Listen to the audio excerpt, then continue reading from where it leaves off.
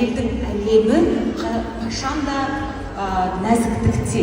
Сондықтан бізде ойлаймын, әйел адамның нәзіктігі қаншалықты нәзік болса, ол соншалықты мықты да бола алады.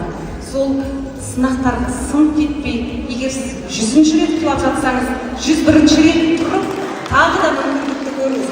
Бір қадам басасың, бір қадам бар жерде екінші қадам бар, екінші, үшінші қадам ары қарай жүгіріп кетуге мүмкіндігіңіз бар. Мұқағалиевтің бір керемет өлең сөздері бар. Өкінбе, өкпелеме өміріңде, өмір болмайды түңілуге. Мәңгі сені жазбаған сүрінуге, қайта тұрып қақыл бар жүгіруге. Бірақ басқаларға басып қабылдаған.